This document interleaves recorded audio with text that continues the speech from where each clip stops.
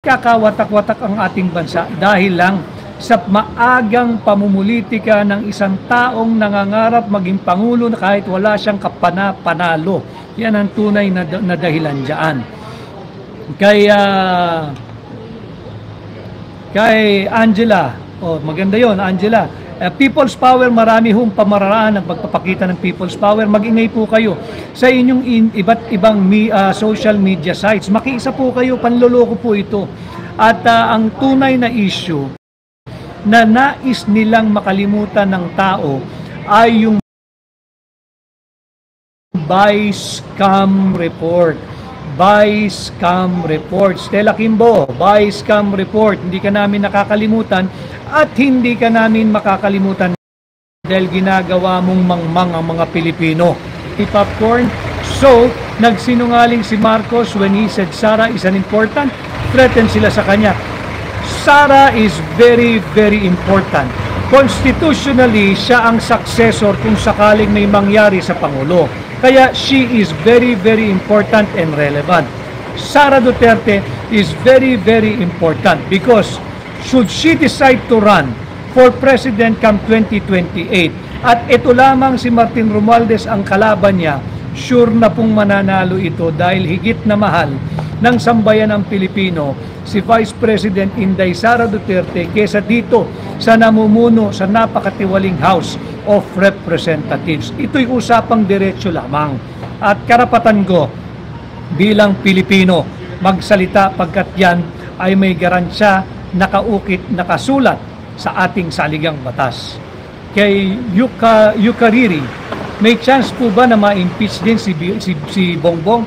Dapat si Bongbong Marcos ang i-impeach. Nakita naman ninyo yung sagot niya eh. Tinanong siya nung reporter ng GMA7 kung handa raw siyang sa ilalim sa isang hair follicle drug test. Ang sagot niya hindi lang isang no, dalawang no, talagang no. Dahil hindi raw po ito importante. Tanggalin na rin natin ang paghihingi ng negative drug test sa lahat na nag-a-apply ng trabaho. Dahil yan ang ipinapakitang ehemplo ng Pangulo ng Republika ng Pilipinas nung siya'y na-corner at itinanong nung reporter ng GMA7. Ang sagot niya, hindi lang isang no, dalawang no. Kaya nga, balik tayo uli sa usapin. Ang sentro po ng usapin ay yung na-discover natin na scam, na by scam report. Imaginin ho ninyo, ratifikado, aprobado, pirmado.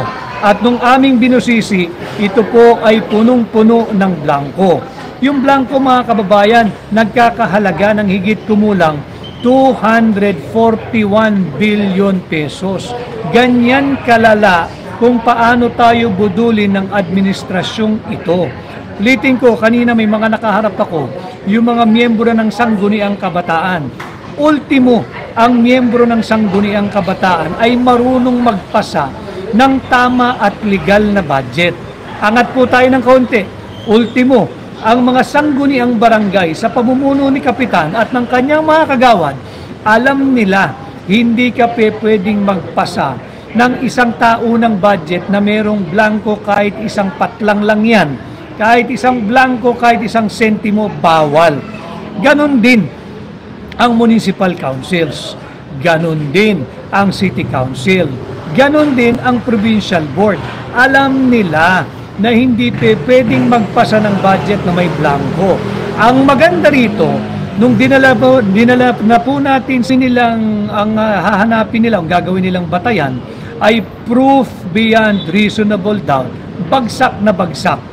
Yang inihain na reklamo kay Vice President Inday Sara Duterte. Ngayon, sa tingin ko, kung ang gagamitin ay yung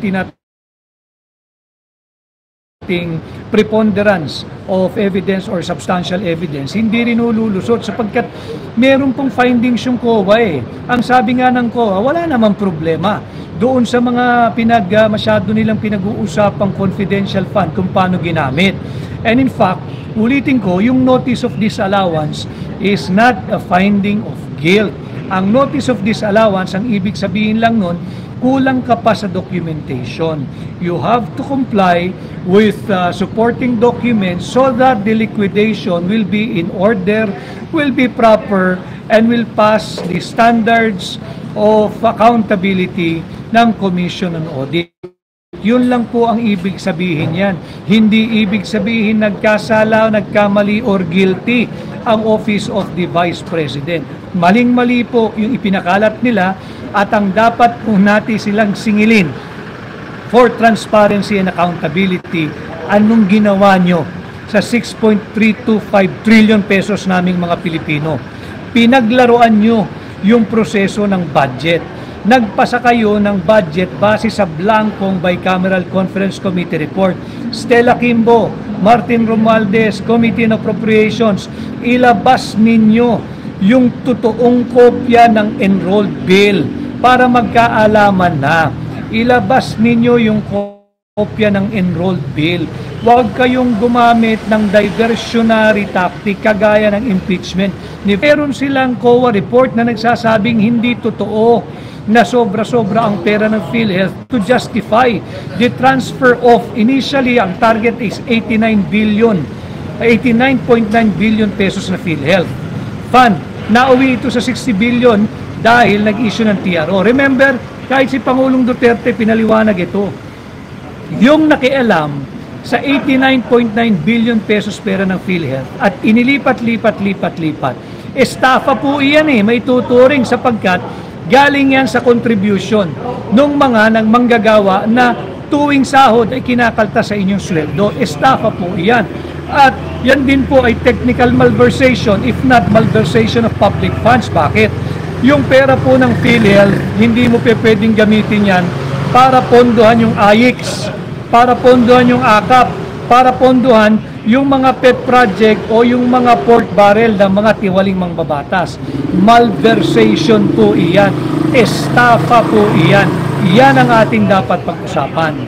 Kaya, bars 18, mapatalsik din yan si BBM, hindi manaig ang masama, lalabas din ang katotohanan. Kaya nga po, yung aking sinasabi, ang dapat sinampahan ng impeachment ay si Bongbong Marcos, hindi si Vice President Inday Sara Duterte. Sapagkat higit naman pong napaka-anomalya itong ipinapalusot nilang 6.325 trillion.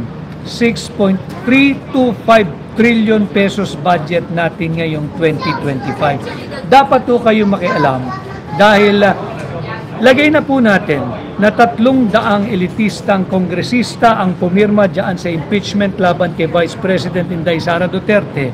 300 versus 32 million Filipinos na malaya, payapa, constitutional at democratically elected Sara Duterte to be our Vice President.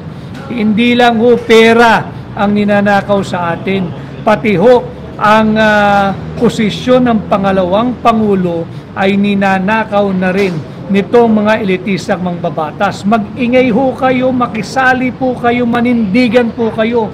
Ipakita ninyo na tayo ay Pilipino at hindi tayo pwedeng budulin araw-araw nitong mga iilang elitistang mangbabatas.